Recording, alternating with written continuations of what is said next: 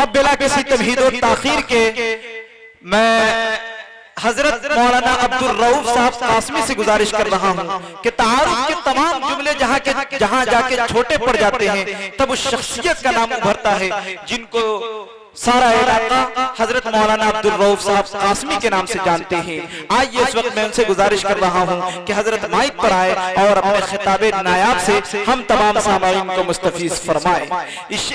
देखिए हजरात, आप लोग बड़े होता है इलाका में हलचल मचाए होता है और जब हम सबको बुला के सुनवे न करियो तो फिर हम सबन को बुलाए होता है। तो इसलिए सुनकर जाए तमाम हजरात को। माइक पर हजरत मौलाना अब्दुल रऊफ। बिस्मिल्लाहिर्रहमानिर्रहीम। अल्हम्दुलिल्लाहि रब्बिल आलमीन वस्सलातु वस्सलामु अला सय्यिदिल अंबिया'i वल मुरसलीन व अला आलिहि व अस्हाबिहि अजमाइन। अम्मा बाद, अऊज़ु बिल्लाहि मिनश शैतानिर रजीम। बिस्मिल्लाहिर रहमानिर रहीम। वत्तक़ू यौमन तुरजऊन फीहि इलल्लाह सुम्मा तुवफ़्फ़ा कुल्लु नफ्सिम मा कसबत व हुम ला युज़लमून। वक़ाल हबीबुना व नबियुना सल्लल्लाहु तआला अलैहि वसल्लम इन्नल्लाह यरफ़उ बिहाज़ल किताबि अक़वामन व यज़उ बिहि आख़रीन। वक़ाल फ़ी रिवायतिन वरत्तिल कमा कुन्त तुरत्तिलु फ़िद दुनिया फ़इन्न मंज़िलका इंद आख़िरि आयतिन तक़रऊहा औ कमा क़ाला अलैहि सलातु वस्सलाम। कभी यह नौजवान मुस्लिम तदब्बुर भी किया तूने, वो क्या गर्दूं था जिसका तू है टूटा हुआ तारा। गंवा दी तुमने जो असलाफ से मीरास पाई थी, सुरैया ने जमीन पर आसमां से तुमको दे मारा।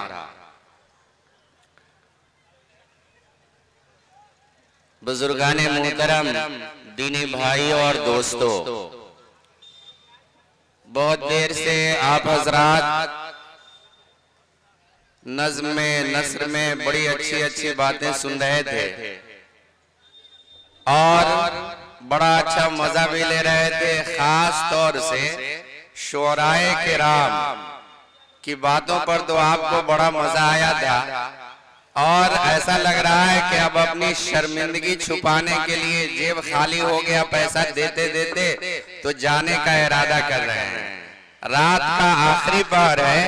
अल्लाह रब्बुल आलमीन रात के आखिरी हिस्से में अपने मुखलिस बंदों को जगाता है और राधे दरगार को कहता है निकल यहाँ से, अब यहाँ तो हमारे मुखलिस बंदों की जगह होगी।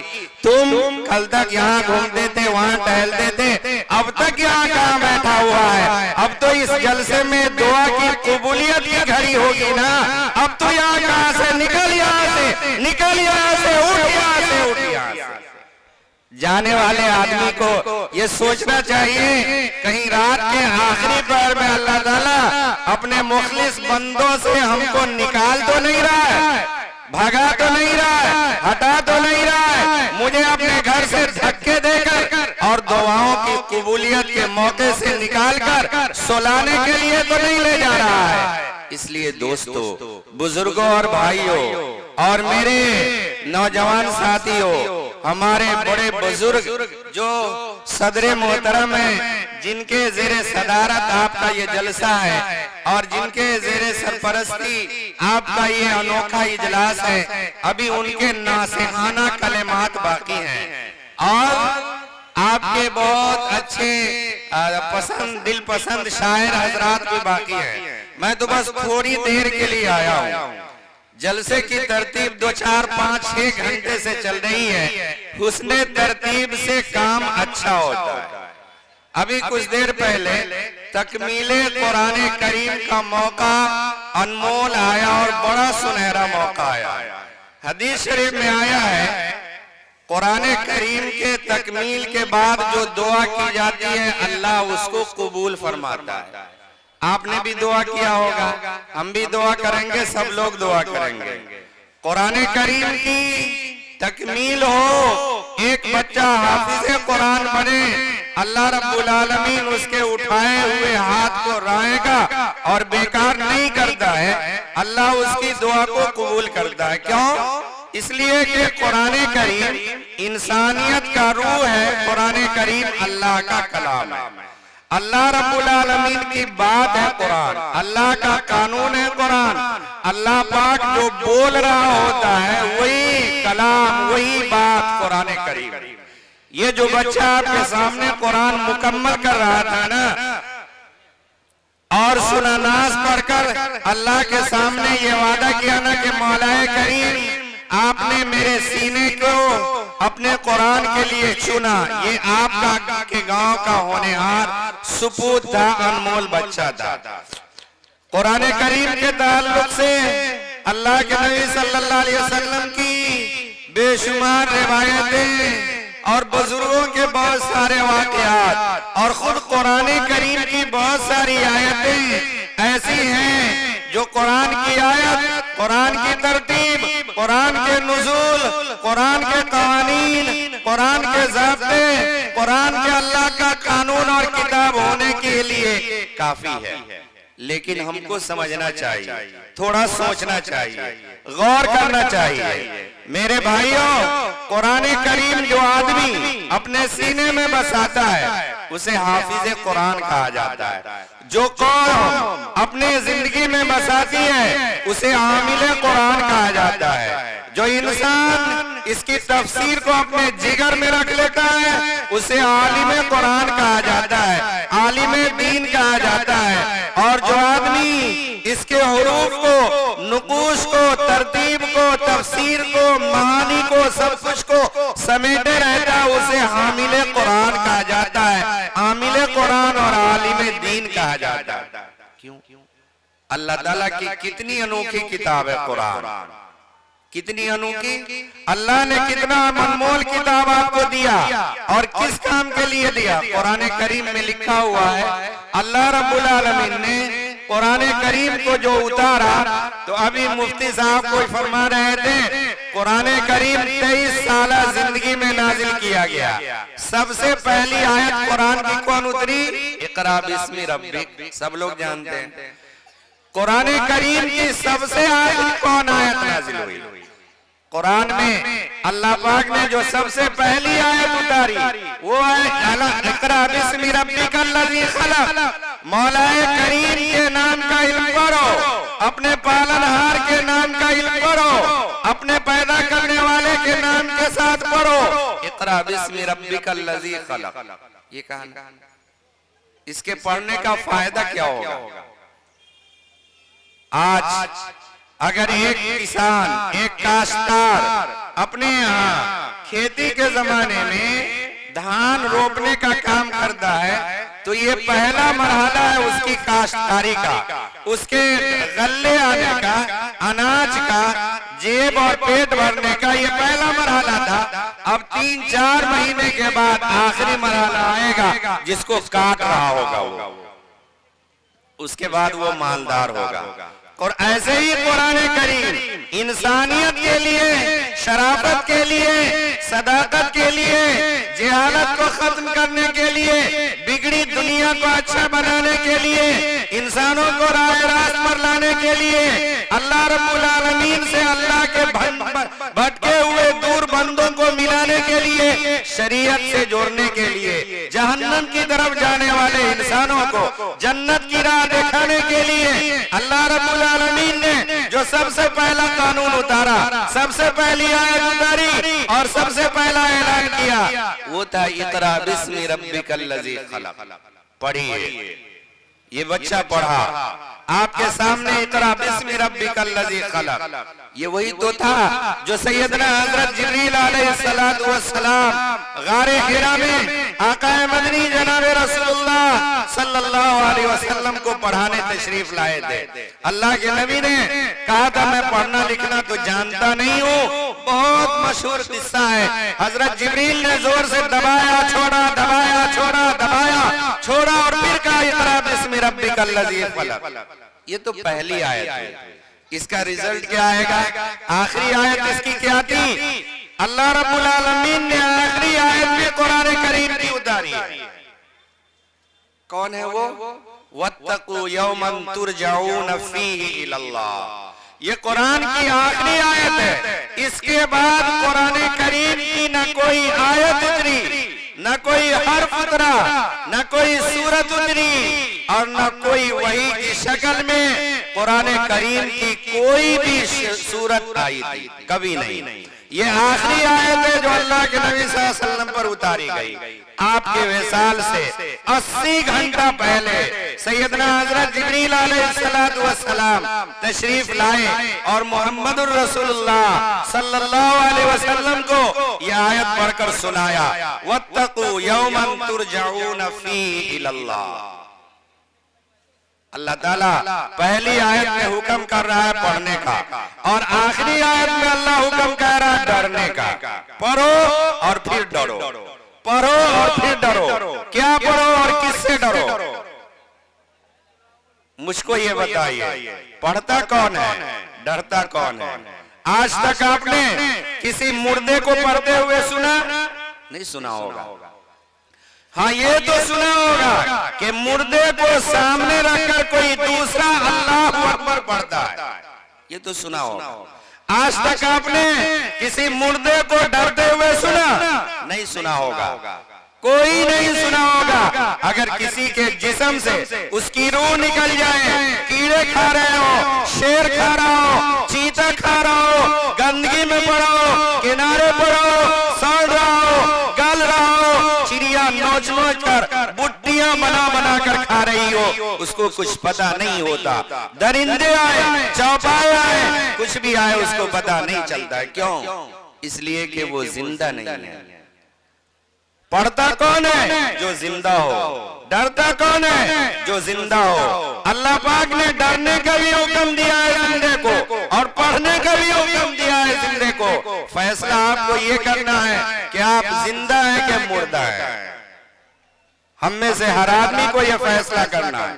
अगर कुरान हमारे यहाँ जिंदा है तो हम जिंदा कौम है। हमारे यहाँ कुरान की तालीम होती है तो हम जिंदा समाज के आदमी हैं। अगर कुरान करीम के मुताबिक हमारी जिंदगी गुजरती है तो हम जिंदा हैं। अल्लाह ताला ने आपको जो कानून दिया वो कानून जिंदा, इसलिए आपकी रात जिंदा, आपका दिन जिंदा, आपकी सुबह जिंदा, आपका शाम जिंदा, आपका खाना जिंदा, आपका पीना जिंदा, आपका हर सांस जिंदगी वाली और आपका हर फिक्र जिंदगी वाली, आपके ख्यालात जिंदे, आपके नजरियात जिंदे, आपकी सोच जिंदा और आपके सारे के सारे काम जिंदे। ये मुमकिन नहीं है कि जिस कौम का कानून जिंदा हो वो कौम मुर्दा हो जाए। ये मुमकिन नहीं है जिस कौम को दी हुई किताब जिंदा हो वो कौम मुर्दा हो जाए। ये मुमकिन नहीं है कि जिस कौम को अल्लाह ने जिंदा लौ दिया हो वो कौम मुर्दा होकर जिंदगी गुजारे। अल्लाह रब्बुल आलमीन ने पहले हुक्म दिया पढ़ो। कौन पढ़ेगा? जो जिंदा होगा। वो बच्चा जो कुरान करीम पढ़ता है वो अल्लाह ताला की तरफ से आपको ये कह रहा होता है कि मेरी जिंदगी बाकी है, मैं अभी जिंदा हूँ, मेरे अंदर पढ़ने की सलाहियत है, कुरान पढ़ सकता हूँ, मेरी जिंदगी बाकी है।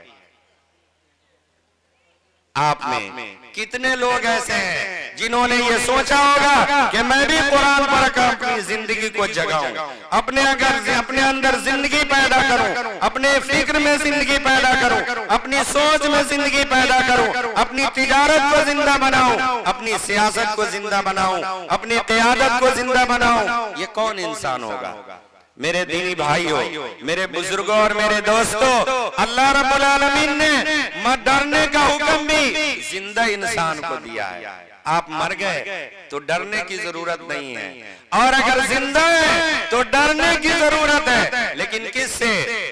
अल्लाह से। कुरान करीम में लिखा हुआ है तुम हुकूमत से डरते हो, काफिरों से डरते हो, मुशरिकों से डरते हो, अल्लाह के दुश्मनों से डरते हो, लोगों से डरते हो, कानून के खिलाफ, कुरान के खिलाफ कानून बनाने वालों से डरते हो। नहीं, तख्शन्नास वल्लाहु अहक्कु अन तख्शा। लोगों से डरने की जरूरत नहीं है। अगर अल्लाह का खौफ तुम्हारी जिंदगी में आ गया, अल्लाह का डर तुम्हारी जिंदगी में आ गया, अल्लाह से डरना तुम्हारे अंदर आ गया, तो गैरुल्लाह से डरने की जरूरत बाकी नहीं रही। और अगर अल्लाह का डर निकल गया, अल्लाह से निडर और बेबाक हो गए, अल्लाह ताला का खौफ तुम्हारे दिल से निकल गया, तो जगह जगह और कदम कदम पर डरना पड़ेगा। मेरे दोस्तों, मेरे बुजुर्गों और मेरे भाइयों, यही इतिहास है, यही तारीख है और यही हिस्ट्री है। वो कौम जिसके दिल में अल्लाह का डर होता है, वो कौम जिसकी जिंदगी में अल्लाह का खौफ होता है, वो कौम जिसकी सोच में अल्लाह का खौफ होता है, वो कौम जिसकी फिक्र में अल्लाह का खौफ होता है, वो दुनिया में किसी से डरने वाली नहीं होती है। हमारी जिंदगी के किसी भी शोबे में अल्लाह का खौफ नहीं रहा। सुबह हम उठते हैं, अल्लाह के खौफ का मतलब ये था कि सुबह जगने के बाद, बिस्तर से हटने के बाद अल्लाह के कानून के मुताबिक हमारी जिंदगी गुजरती। कैसे हम जागते, क्या करते? अभी मुकालमा में जो बच्चा पढ़ रहा था ना, तालीमी बेदारी वाला जो कॉन्फ्रेंस आपका है, उस पर बहुत सीधा साधा मुकालमा ये बच्चा सुना रहा था। क्या? गुस्ल के फराइज, वजू के फराइज। हदीस शरीफ में लिखा हुआ है, गुस्ल और वजू तो बाद में कर लेना। इज़ा इस्तयक़ज़ अहदुकुम मिन नौमी फला यग़मिसन्न यदहु फिल इना हत्ता यग़सिलहा सलासन फ़इन्नहु ला यदरी ऐना बातत यदुहु औ कमा क़ाल। इस पूरे मजमे में मैं दावे के साथ कहता हूँ, एक आदमी भी इस रिवायत पर अमल नहीं कर रहा होगा, एक आदमी भी नहीं। ये मेरा चैलेंज है, आप में एक आदमी भी नहीं कर रहा होगा, और अगर कोई एक दो आदमी होंगे तो ये इस्तिस्ना होगा, अल्लाह का खास करम होगा।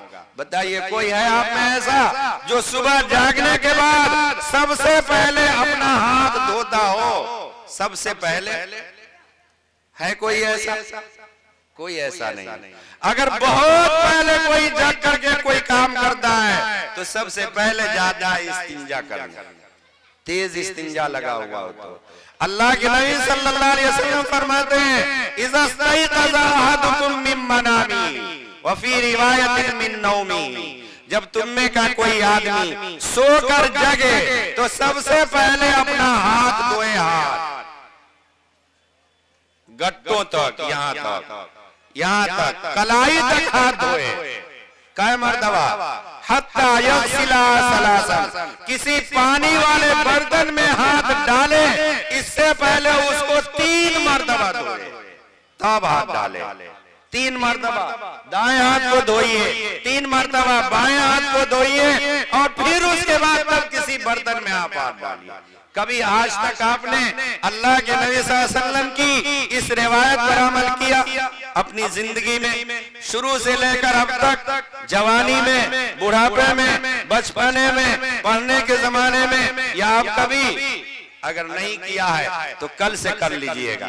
100 शहीद का सवाब मिलेगा आपको, 100 शहीद का।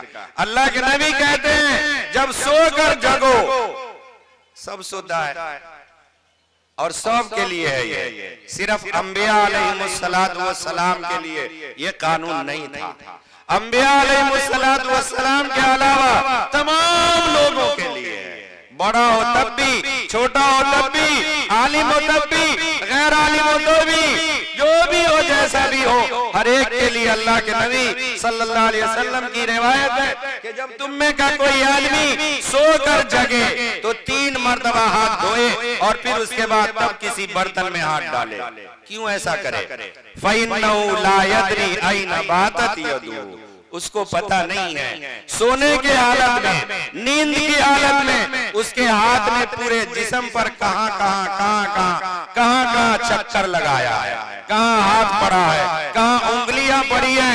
ये शुबे की बात है, शक है। ऐसा हो सकता है नजासत की जगह हाथ पहुंच जाए और वो हाथ गंदा हो, और फिर उस हाथ को तुम पानी में डाल दो और फिर उसी पानी से इस्तिंजा करो, तो तुम पाक कैसे हो सकते हो?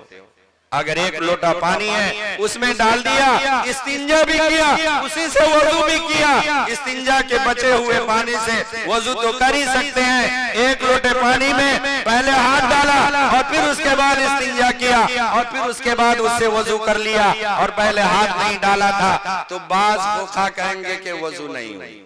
क्योंकि उनके नजदीक ये वजूबी हुक्म है, वजूबी जरूरी है, लाजमी।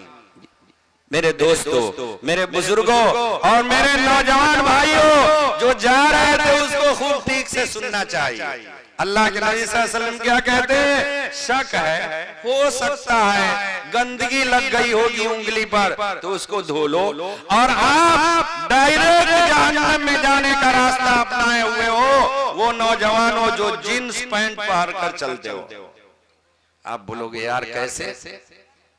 आप कहोगे कैसे?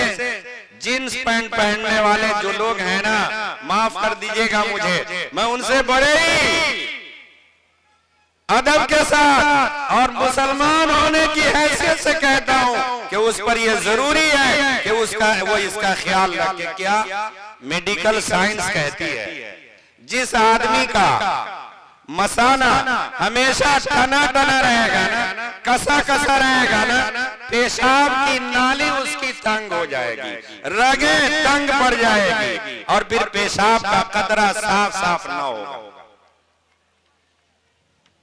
हमारे यहाँ आजकल जो बच्चे जींस पैंट पहनने के आदी हो गए हैं, उनसे पूछिए, उनमें उसमें जो गैदरिंग बनाई होती है ना, वो छोटी सी होती है जिसको मियानी कहते हैं, और उसके बाद एक तो उसका सतरे गलीज खुला रहता है। सतरे गलीज जानते हैं किसको बोलते हैं? सतरे गलीज किसको?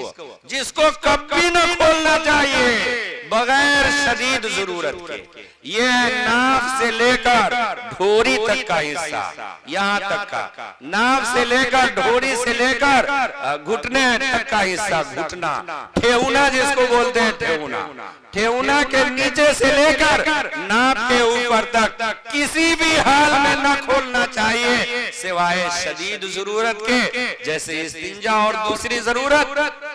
लेकिन आजकल जो बच्चा जींस पैंट पहनता है ना, उसके जो बांधने की जगह है ना, जिसको बेल्ट कहते हैं, बेल्ट, वो उसके मसाने पर होता है, मसाने पर।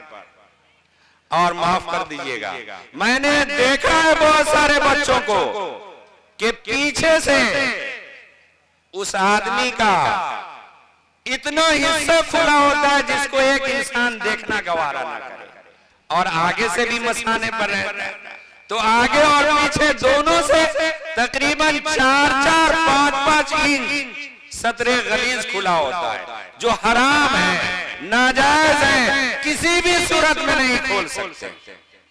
और उसी को पहनकर नमाज पढ़ने भी जाता है आदमी। अगर नमाज पढ़ रहे होते हैं ना और रुकू में चले गए और थोड़ा सा हिस्सा खुल गया, आपकी नमाज फासिद हो जाएगी। सारे हजरात फुक़हा कहेंगे, सब कहेंगे नमाज फासिद। और फिर उसके बाद जब वो इस्तिंजा करते हैं, तो मैं ये नहीं कहता कि आप खड़े खड़े इस्तिंजा कर रहे होंगे, मैं ये नहीं कहता, क्योंकि मुझको यकीन है कि 75% लोग हमारे इलाके में कम से कम जरूर इससे हया करते हैं। लेकिन 2-4 होगा, बाश तो होगा, लेकिन ये जरूर मैं कहता हूँ कि इस्तिंजा करने वाला इंसान जब इस्तिंजा करके आता है ना नौजवान, तो पैंट पहनता है, और फिर उसके बाद उसके पैंट में पेशाब के कतरे टपकते रहते हैं। क्यों? उसको पेशाब साफ साफ तो हुआ नहीं। जब पेशाब के कतरे साफ नहीं गिरे, मसाना तंग हो गया और फिर कतरे आ रहे हैं, तो जाहिर बात है वो नापाक का नापाकी तो ना। अल्लाह के नबी सल्लल्लाहु अलैहि वसल्लम की रिवायत उस आदमी को झिंझोर रही है और कह रही है, अल्लाह के नबी सल्लल्लाहु अलैहि वसल्लम क्या कहते हैं? पेशाब के छींटे से न बचोगे तो कब्र में ज्यादा अज़ाब होगा। ज्यादा अज़ाब पेशाब के छींटे से न बचने की वजह से। इस्तंज़िउ अनिल बौल फ़इन्न अम्मत अज़ाबिल क़ब्रि मुजमिन। अल्लाह के नबी कहते हैं, देखो पेशाब के छींटे से बचने की कोशिश करना, क्योंकि कब्र का अज़ाब उमूमी तौर पर इससे होता है। छींटे से बचने का हुक्म अल्लाह के नबी फरमा रहे हैं। मेरे दीनी भाइयों, हमारा नौजवान बच्चा जिसके घुटने पर पैंट फटा होगा तो होगा, जिसका हाल ये है कि मसाना तंग होने की वजह से पेशाब के कतरे टपक रहे होते हैं और उसको पता भी नहीं चलता है। ये इल्म की कमी, मशहूर रिवायत में लिखा हुआ है, अल्लाह के नबी सल्लल्लाहु अलैहि वसल्लम तशरीफ ले गए और फरमाया कि दोनों कब्र वाले को अजाब हो रहा है। और आगे क्या फरमाया, वमा युअज़्ज़बानी फी कबीर, किसी बड़े मामले में अजाब नहीं हो रहा है। बचना बहुत आसान था, बचा नहीं। बचना बड़ा आसान था लेकिन बचा नहीं।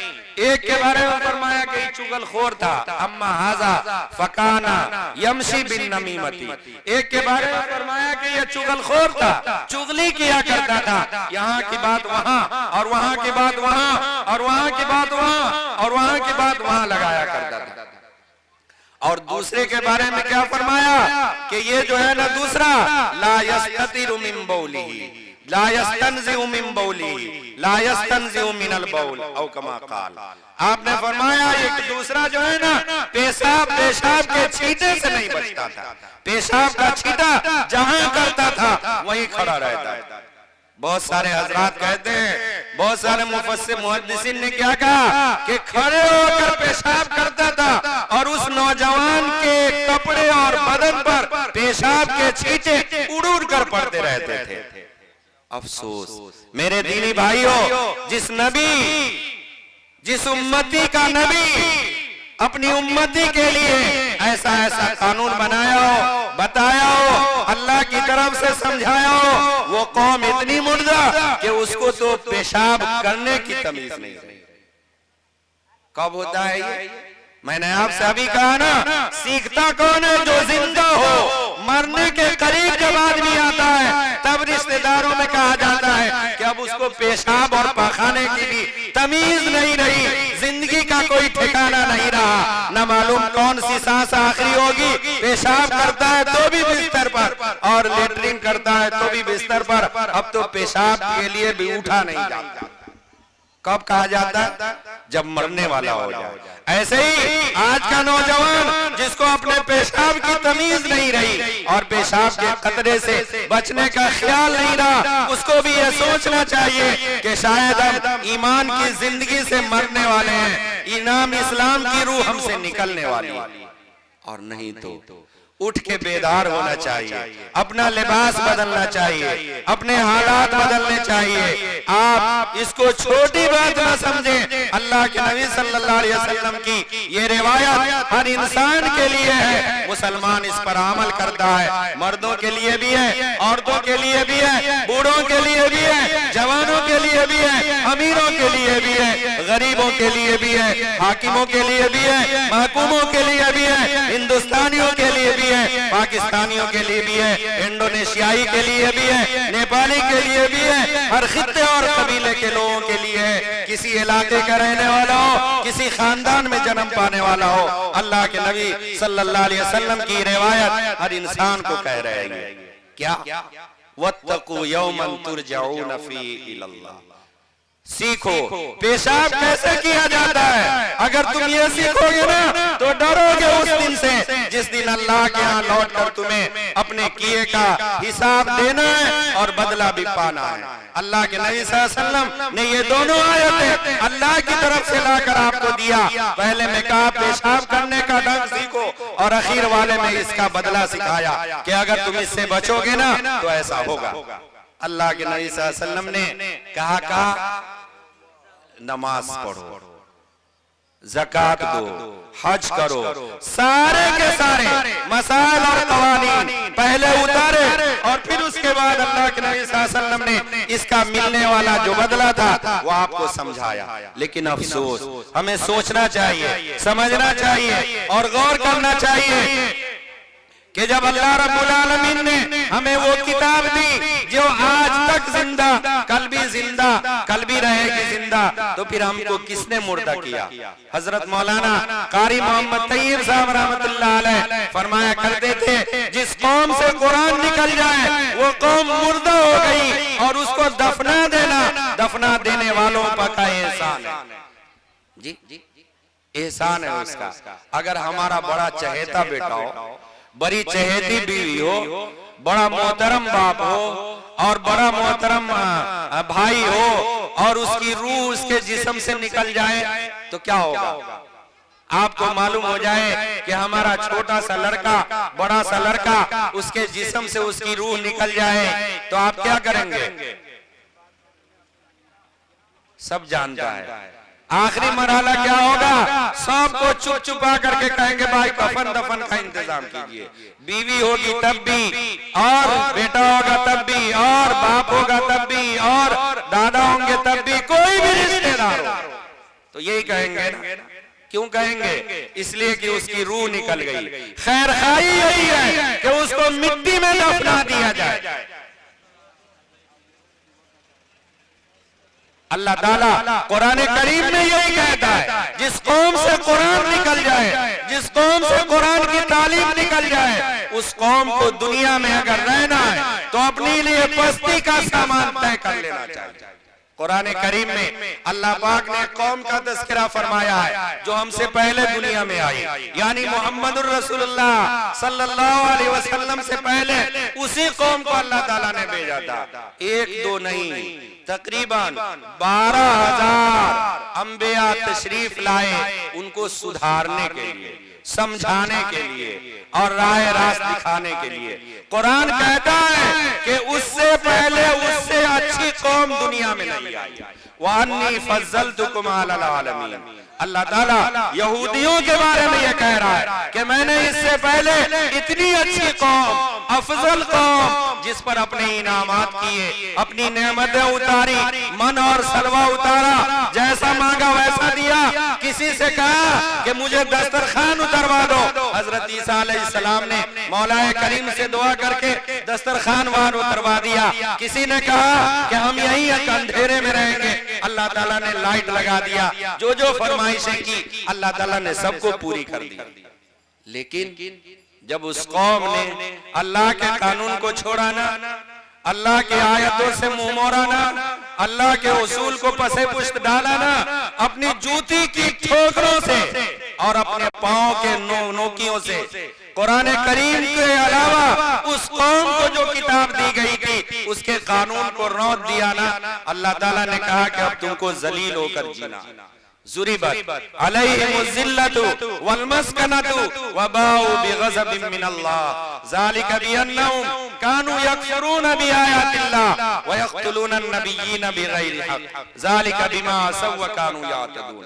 अल्लाह ताला जब कहीं उसको नवाजने पर आया तो कुरान करीम की आयत पढ़ लीजिए, या बनी इस्राईल अज़्कुरू निअमती अल्लती अनअमतु अलैकुम व अन्नी फज़्ज़लतुकुम अलल आलमीन।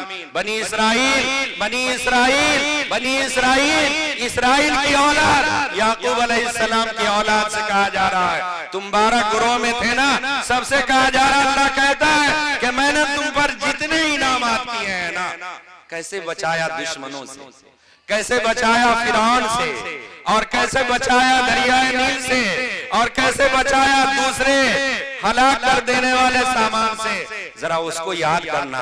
कैसी कैसी नेमतें उतारी मैंने तुम्हारे लिए खाने की, जरा उसको भी याद करना। और मैंने तुमको दुनिया के तमाम इंसानों पर फौकियत दी, बड़ा बनाया, अफजल बनाया, बढ़िया बनाया, जरा उसको भी याद करना।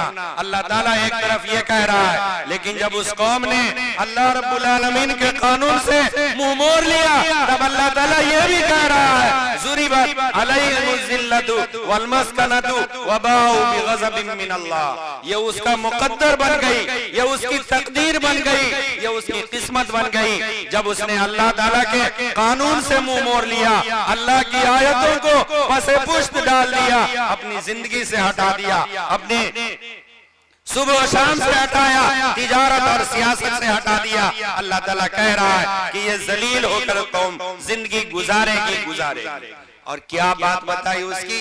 2 वजह।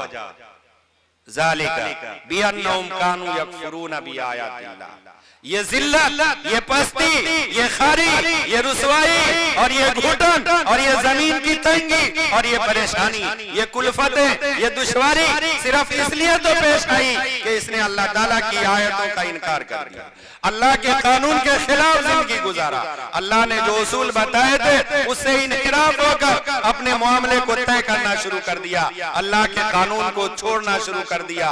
और एक वजह यह है, आप अल्लाह के कानून को कितना पकड़े हुए हैं, तो कुर्बान जाइए सैयदना हजरत इमाम आजम अबू हनीफा रहमतुल्लाह अलैह के इज्तिहाद पर, नहीं तो हमारे गांव में, आपके गांव में, इस गांव में, उस गांव में, पूरी दुनिया की बात करता हूं, 95% आदमी काफिर होता।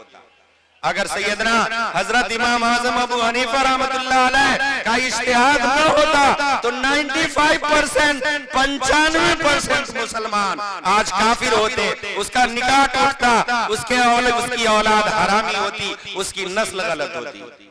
आप इस बात को तल्ख न समझेंगे। क्यों? मैं नहीं कहता, अल्लाह के नबी सल्लल्लाहु अलैहि वसल्लम की रिवायत कहती है, मन तरक सलात मुतअम्मिदन फक़द कफ़र। हजरत इमाम साहब के अलावा वो जो 3 बड़े मशहूर इमाम है ना, उनमें से हर एक ये कहते हैं कि इस आदमी को अब जीने का हक नहीं रहा, इस आदमी को मार डालो। ये कहते हैं क्यों मार डालो, क्यों मार डालो? अक्सर तो उनमें के ये कहते हैं कि भाई इसका ईमान खत्म हो गया, अब ईमान नहीं रहा। एक वक्त की नमाज अगर किसी ने जानबूझकर छोड़ दी तो वो आदमी ईमान के दायरे से निकल जाता है। एक वक्त की नमाज, एक सजदे का इनकार किया था ना इब्लीस ने, अल्लाह ताला ने क़यामत तक की लानत भेजा। हम रोजाना अल्लाह ताला के कितने सजदे का इनकार करते हैं और अल्लाह ताला के लिए रहमत की दामन पसारे बैठे हुए हैं। फजर में 4 रकात, 4 रकात में 8 सजदे, 8 सजदे का हमने इनकार किया। सुबह सजदे के इनकार से सोने से पहले अल्लाह ताला ने 9 रकातें जरूरी बताया है, 17 पढ़ लीजिए तो और बढ़िया है। अगर 17 नहीं 9 ही तो 9 दूना 18 सजदे का हमने इनकार किया। सोने के वक्त 18 सजदे का इनकार, जागने के वक्त 8 सजदे का इनकार। अल्लाह ताला की रहमत आएगी कि लानत आएगी, फैसला तो आपके इख्तियार में है। अल्लाह ताला इसलिए कह रहा है अल्लामा इक़रा बिस्मि रब्बिक, पढ़। अगर एक वक्त की नमाज छोड़ेगा तो तुम्हारे लिए शिर्क के दहाने खुलते हुए नजर आएंगे। कुरान की आयत में लिखा हुआ है अकीमुस सलाह वला तकूनु मिनल मुशरिकीन, नमाज पढ़ो मुशरिक ना बनो। अगर कोई आदमी नमाज छोड़ा तो शिर्क किया ना।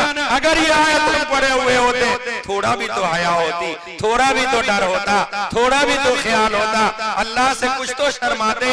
अल्लाह ताला इसीलिए कह रहा है इक़रा बिस्मि रब्बिक। लेकिन हमारे यहाँ ऐसा नहीं होता है, दीन की तालीम की तो अहमियत नहीं रही, खत्म हो गया मसला।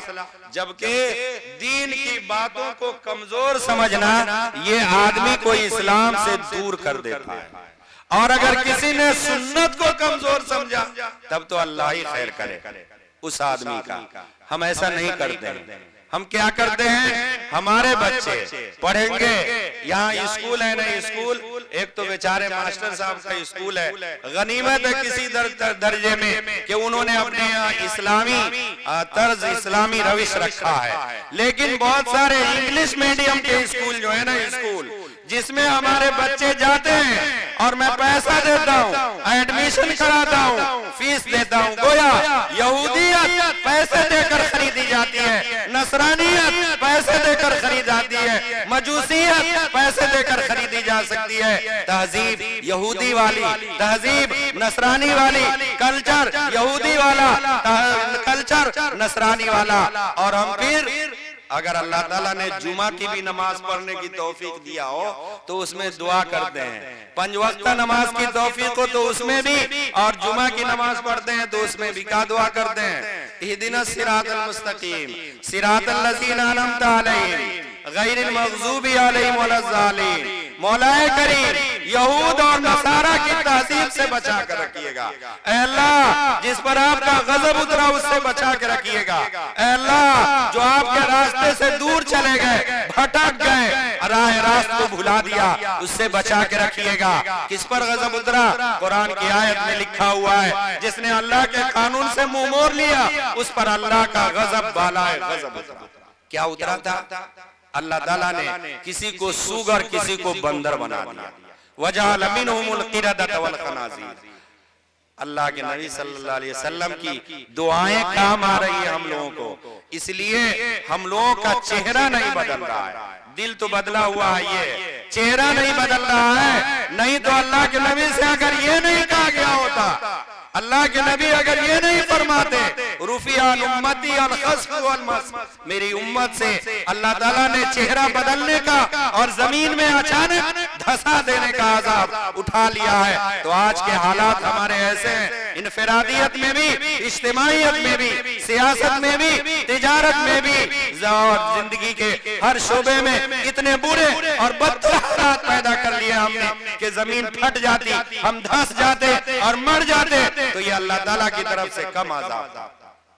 मेरे दीनी भाइयों, मेरे दोस्तों और मेरे बुजुर्गों, बस एक बात याद कर लीजिए, क्यों हमको जुर्म से सताया जाने का फैसला किया जा रहा है। हजरत बांधवी का वो शेर याद है जो फरमाया करते थे, मेरा तो जुर्म इतना है कि मोमिन और मुस्लिम हूँ, हकीकत में जो मुजरिम है गिरफ्त उनकी नहीं होती। कोई कह दिया हुकूमत कि मुसलमानों के साथ ऐसा करना है, अल्लाह ये कहता है कि अगर तुम मुसलमान हो तो हमारे हो। मेरे दीनी भाइयों, फैसला हमको करना है। अल्लाह कहता है अगर तुम मुसलमान हो तो हमारे हो, तुम मुसलमान हो तो गालिब हो, तुम मुसलमान हो तो सर बुलंद हो, तुम मुसलमान हो तो आगे हो, तुम मुसलमान हो सुरखरू हो, तुम मुसलमान हो बड़े हो, तुम मुसलमान हो कामयाब हो, तुम मुसलमान हो कामरान हो। अल्लाह ताला तो ये कह रहा है और कोई ये कहती है कि ये मुसलमान है, हुकूमत बताती है तो इसके साथ ऐसा करना है। अल्लाह ताला कहता है मजबूत ईमान कर लो ना, फिर हमारी तरफ से देखो ना तुम्हारे लिए कैसे कैसे असबाब और वसाइल हिफाजत के तय किए जाते हैं। बेशुमार बातें आपने बहुत पहले हमसे पहले सुना, कैसे कैसे अल्लाह ताला ने इंतजामात किए हिफाजत के, कैसे कैसे वसाइल अल्लाह पाक ने तैयार किए हैं। मेरे दीनी भाइयों, मेरे बुजुर्गों और दोस्तों, सिर्फ दो बात आप तय कर लीजिए, मैं पूरे यकीन के साथ और पूरे ईमानी जिम्मेदारी के साथ कहता हूँ, अल्लाह ताला आपकी मदद हमारी मदद नहीं किया तो आप मुझसे कहेंगे कि फला साहब ऐसा कहा था, ऐसा नहीं हो रहा है। सिर्फ दो काम करना है। क्या करना है? सिर्फ दो, और कुछ मत कीजिए। आप पैंट पहनिए, आप शर्ट पहनिए, आपको जो पहनना है सो पहनिए, सिर्फ सर के ऊपर टोपी डाल दीजिए और 5 वक्त की नमाज की पाबंदी कर लीजिए। ये दो काम कर लीजिए, सर पर टोपी डाल लीजिए और जो टोपी आपको पहननी हो, अगर गोल टोपी पहनते हैं तो और अच्छी बात है, इसमें रोब टपकता है, सुन्नत से मिलती हुई टोपी है। अगर आप वो नहीं पहनते हैं तो जो भी आपके सर पर टोपियां हैं टोपी पहन लीजिए और दाढ़ी अल्लाह के नबी सल्लल्लाहु अलैहि वसल्लम की तरह बना लीजिए और 5 वक्त मस्जिद में आने जाने की आदत डाल दीजिए। 5 वक्त सिर्फ आने जाने की आदत डाल दीजिए। अल्लाह ताला आपका रोब गालिब नहीं कर दिया तो अल्लाह के नबी सल्लल्लाहु अलैहि वसल्लम की रिवायत नौजुबिल्लाह क्या झूठी हो जाएगी? मन सल्ला सलातना वस्तकबला किबलतना वअकला ज़बीहतना। अल्लाह के नबी सल्लल्लाहु अलैहि वसल्लम कहते हैं इस रिवायत में, नमाज अगर पढ़ोगे ना अल्लाह ताला की जिम्मेदारी में, अमान में, अल्लाह रब्बुल आलमीन के हिफज में आ जाओगे। अल्लाह तुम्हारी निगरानी करेगा, अल्लाह तुम्हारी हिफाजत करेगा, अल्लाह तुमको अपना बनाएगा, अल्लाह रब्बुल आलमीन अपने करीब कर लेगा। आप नमाज पढ़ के तो देखिए, आप नमाज से लौ लगा कर तो देखिए, आप नमाज में झुक कर तो देखिए, अल्लाह के सामने रो कर तो देखिए, अल्लाह रब्बुल आलमीन से मांग कर तो देखिए। कौन कहता है अल्लाह मांगने वाले को नहीं देता? कौन कहता है अपने मस्जिद से अल्लाह किसी को राह दरगाह बनाकर भेज देगा? दुनिया का कोई आदमी अपने दर पर आए हुए साहिब को नहीं लौटाता है, चाहे दुश्मनी क्यों ना हो, मांगने के इरादे से आता है, भिखारी बनकर आता है, वो उसको देता है और ये कह के देता है चाहे कैसा भी हो मेरे दर पर तो आ गया है ना, मुझको अपने दर की लाज बचानी है ना, अपने घर का ख्याल रखना है ना। उस हकमुल हाकिमीन का क्या कहना जो आपसे कल भी कह रहा था, आज भी कह रहा है, सुबह को भी कह रहा था, शाम को भी कहता है, रात के आखिर शब में भी कहता है, फाइना तज़हबून, कहाँ जा रहे हो?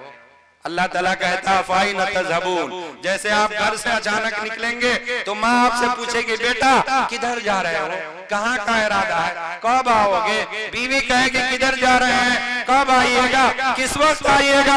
थोड़ी देर हो गई, फोन से बात करती है, माँ पूछती है मेरा लाल गया था, कहाँ रह गया? बीवी कहती है कहाँ रह गए? अल्लाह ताला 70 माह से ज्यादा प्यार से, मोहब्बत से, प्रेम से आपसे कह रहा है, फाइना तज़हबून, मेरे बंदे, बिंदी के नौजवानों, मुसलमानों और गैरत रखने वाले ईमानदारों, कहाँ जा रहे हो? किधर जा रहे हो? किसके कानून के मुताबिक जी रहे हो? किसके कानून के मुताबिक सुबह करते हो, शाम करते हो? आपका ये मजमा और आपका ये जलसा ये बता रहा है कि जरूर किसी अल्लाह वालों का असर है। अभी ईमान का नूर बाकी है। मैं इससे पहले भी कई मर्तबा आपके यहाँ आया, चकनी में भी, बिंदी में भी, मुझे याद आ रही है वो बात जो हम सब के उस्ताद, बड़े बुजुर्ग, अल्लाह ताला गरीक रहमत फरमाए, दरजात बुलंद फरमाए, हजरत मौलाना अब्दुल समी साहब कासमी नव्वरल्लाहु मरकदहु ने फरमाया था चकनी में कि चकनी और बिंदी वो गांव है जहां से दीन की खिदमत होती है। और उसी वक्त उन्होंने ये भी फरमाया था, और आप लोग खूब जानते हैं हजरत मौलाना कारी मोहम्मद तैयब साहब रहमतुल्लाह अलैह जो नाजिम साहब थे अशरफुल उलूम के, चकनी और बिंदी पर गहरी नजर रखते थे। ये उनके नजर का असर है कि आज भी दीन की दावत पर आपका ये मजमा उमड़ कर आया है और जम कर बैठा हुआ है। नौजवानों की एक बड़ी टीम है, मजबूत टीम है। अगर ये नौजवान मजबूत हो जाए ना तो यकीनन अल्लाह वालों की दुआ, अल्लाह वालों की नजर रंग लाती है, जरूर लाती है। मैंने हजरत मौलाना कारी मोहम्मद तैयब साहब रहमतुल्लाह अलैह के खुतबात में देखा, एक जगह लिखा हुआ है, क्या लिखा था? गंगा का एहतराम इतना लोग क्यों करते हैं? गंगा की पूजा न की जाती है, गंगा मैया न कहा जाता है ना, क्यों? किसी साहब के दिल में ये दाया पैदा हुआ कि अब जरा हम चल कर देखते हैं गंगा का एहतराम लोगों के दिल में क्यों इतना बसा हुआ, और जहां से गंगा निकल कर खाती है ना उस जगह को गंगोत्री कहा जाता है। ये लोग ये गए, पहुंचते वहां पहुंचे और मुराकबा किया, तो मुराकबे के बाद ये बात समझ में आई कि कोई अल्लाह वाला था जो यहाँ बैठ कर अल्लाह अल्लाह किया करता था। कहो उसका असर है, अल्लाह अल्लाह किया करता था, उसका असर है ये। जब कुछ दिनों पर उस जगह पर अल्लाह अल्लाह करने से अल्लाह ताला वहां से निकलने वाले पानी में, दरिया में ये असर डाल दिया कि उसकी अहमियत, उसकी आजमत, उसकी अकीदत किसी भी कौम के दिल में बसा दिया। तो अल्लाह वालों से, अल्लाह वालों का आपसे, आपके नौजवानों से, आपके गांव से, आपके इस मदरसे से बड़ा लगाव था, बड़ा ताल्लुक था। मेरे भाइयों, मेरे बुजुर्गों और मेरे दोस्तों, अगर आपने अल्लाह वाले के उस आने जाने का, उस नजर का ख्याल रखा तो आज भी अल्लाह के नबी सल्लल्लाहु अलैहि वसल्लम की रिवायत आपका इस्तेकबाल करेगी। अल्लाह वालों से अल्लाह की किताब सीखो और अल्लाह की किताब सीखकर ऊंचे उठो, बुलंद हो जाओ। देखा आपने वो बच्चा जिसने कुरान करीम को हिफ्ज किया है, याद किया है, अल्लाह ताला ने कितनी सारी बातों से उसको नवाजा। ये जोड़े दिए गए, वो जोड़े दिए गए, वो पैसे दिए गए, ये पैसे दिए गए, और न मालूम क्या क्या दिया गया। और अल्लाह के नबी सल्लल्लाहु अलैहि वसल्लम तो कह रहे हैं कि इस बच्चे के बारे में पूछते हो, 6666 मंजिल का मकान अल्लाह ताला इसके लिए जन्नत में तैयार किए हुए, 6666 मंजिल का मकान तय कर दिया है। अल्लाह ताला कल क़यामत के दिन इन दोनों बच्चों से या इस जैसे जितने बच्चे उनसे कहेगा, इक़रा वरत्तिल, पढ़ो पढ़ो, एक आयत पढ़ो, जन्नत के एक मंजिल पर चढ़ो। इक़रा वरत्तिल कमा कुन्ता तुरत्तिलु फिद दुनिया फ़इन्न मंजिलका इंदा आखिरी आयतिन तक़राऊहा। आखिरी आयत जहां होगी ना कुरान की, वही तुम्हारी आखिरी मंजिल होगी। और कुरान करीम में तकरीबन 6666 आयतें हैं, तो एक हाफिज कुरान का घर 6666 मंजिल का हुआ न हुआ, अल्लाह ताला की तरफ से अल्लाह वालों की नजर का ये असर है। मेरे दीनी भाइयों, मेरे बुजुर्गों और मेरे दोस्तों, इस नजर का एहतराम कीजिए। अल्लाह ताला यहाँ के नौजवानों को दीन का दोस्त बनाए, हिम्मत न हारिए और मजबूत बनकर रहिए। अल्लाह रब्बुल आलमीन, अल्लाह आपको अपना बनाए, और ये जो बच्चा हाफिज हुआ इसको भी, इसके साथ हम सब लोगों को इसके दुआओं में हमारा हिस्सा, आपका हिस्सा नसीब फरमाए। एक हाफिज कुरान क़यामत के दिन 10 वो जहन्नमी आदमी को जन्नत में ले जाएगा, ये लिखा हुआ है किताब में। और अपने लिए 6666 मंजिल और खानदान के 10 आदमी को जन्नत दिलाएगा, जिसके लिए जहन्नम का परवाना कट चुका होगा। और माँ बाप को एक ऐसा ताज जिसकी रोशनी सूरज से ज्यादा, चांद से ज्यादा, लिखा हुआ है किताब में। देखने वाले लोग कह रहे होंगे कौन नबी है, इतना चमकदार ताज इनका। सब लोग कहेंगे नहीं यार, ये नबी कुछ थोड़े हैं, ये तो वो लोग हैं जिन्होंने अपने बेटे को हाफिज कुरान बनाया था। ये तो वो लोग हैं जिनके बच्चे कुरान करीम की आयतों को अपने सीने में याद किए हुए थे, और अल्लाह पाक ने इनके सीने को कुरान के लिए चुना था। भला सोचिए आपके बच्चे भी उसमें हैं या नहीं? अगर आज नहीं तो कल कर लीजिए। औरंगजेब के बारे में बड़ा मशहूर है ना कि औरंगजेब का बेटा जब हाफिज हुआ तो औरंगजेब ने अपने बाप को कहा कि आपका पोता हाफिज हो गया है। कहने लगे मेरा पोता हाफिज हुआ तो क्या होता है, अगर मेरा लाल हाफिज होता तो न मेरे सर पर ताज डाला जाता। वो तो जिसका बेटा हाफिज हुआ है उसके सर पर हाथ डाला जाएगा। इसका चोट और इसका दर्द औरंगजेब को इतना गहरा लगा कि वो हाफिज कुरान बनकर दिखाया, और फिर अपने बाप से कहता है अब्बा जान अल्लाह का शुक्र है आपका बेटा भी हाफिज कुरान हो गया है। तब उस बादशाह के बाप ने बादशाह को गले से लगाया और चूम कर कहता है अल्लाह का शुक्र है कि मेरा बेटा हाफिज हो गया, अब क़यामत के दिन मुझे ताज पहनाया जाएगा। अल्लाह के नबी सल्लल्लाहु अलैहि वसल्लम इसीलिए कह रहे हैं कि जो आदमी इस किताब को सीने में समोएगा अल्लाह ताला उसे ऊंचा मकान देगा, जो इसके मुताबिक जिंदगी गुजारेगा अल्लाह उसे बुलंद रुतबा देगा, अल्लाह ताला उसको मुश्किलात से निकालेगा, और जो इसके कानून को छोड़ेगा अल्लाह उसको गिरा कर छोड़ेगा। वो जमाने में मुअज़्ज़ज़ थे मुसलमान होकर और हम खार हुए तारिके कुरान होकर। इकबाल ने इसी का यही दर्जा, उसी रिवायत का किया तर्जमा, इन्नल्लाह यरफ़उ बिहाज़ल किताबि अक़वामन व यज़उ बिही आखरीन।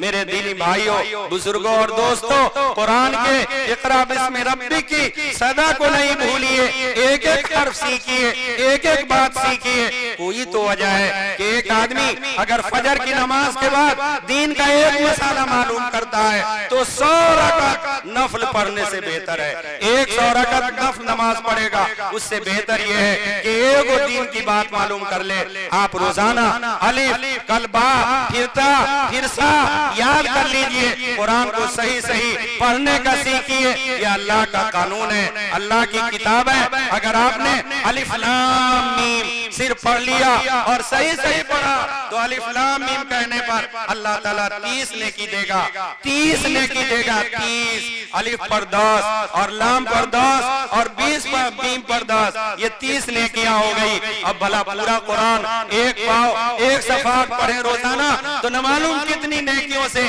आपका नाम आमाल भर जाएगा। अल्लाह ताला आपके नाम आमाल में नेकियों का जखीरा लगा देगा। और फिर एक बड़ी चीज ये है कि सारी दुनिया जहाँ पहुँचकर हथियार डाल देती है, ये वही तो अल्लाह का कलाम है, जहाँ दुश्मन भी महीनों गुजार देने के बाद कहता है वल्लाही इन्ना हाज़ा लैसा मिन कलामिल बशर। अल्लाह की कसम, कुरान अल्लाह के का कलाम है, किसी इंसान की बात हो ही नहीं सकती। मेरे दोस्तों, मेरे बुजुर्गों, जिसकी आयत बेनजीर, जिसकी तरतीब बेनजीर, जिसका कानून बेनजीर, जो उसूल बेनजीर और जो तरतीब लासानी, भला उसको सीने से आप ना लगाएंगे तो कौन लगाएगा? आज लगाइए, कल इज्जत पाइए, जिंदगी के जिस शोबे में लगाइए उसमें इज्जत पाइए। आप देखते नहीं है रमजानुल मुबारक के महीने में एक आदमी अगर रोजा रखता है तो रोजा रखने वाला और दिनों के मुकाबले में खुशी महसूस करता है, लोगों में उसका एहतराम बढ़ जाता है। गैर मुस्लिम भाई उसके सामने सिगरेट नहीं पीते, बीड़ी नहीं पीते, तंबाकू नहीं खाते, ये कहकर कहा आप रोजे से है ना? क्यों? कुतिब कुतिबा अलैकुमुस सियाम, एक ही आयत पर तो आपने अमल किया ना, कुरान की एक आयत पर आपने अमल किया जिस शोबे में अल्लाह ताला ने आपका मकाम बुलंद और ऊंचा करके दिखाया नहीं दिखाया, अगर जिंदगी के हर शोबे में ले आएंगे अल्लाह हर शोबे में ऊंचा करके दिखाएगा। अल्लाह रब्बुल आलमीन कुरान करीम को हमारी जिंदगी में भी आपकी जिंदगी में भी बसा दे, इसको और इस जैसे जितने मदारिस हैं सबको कुरान की तालीम के लिए, कुरान की खिदमत के लिए कबूल फरमा ले। आमीन। वाखिर दावाना अनिल हम्दुलिल्लाह।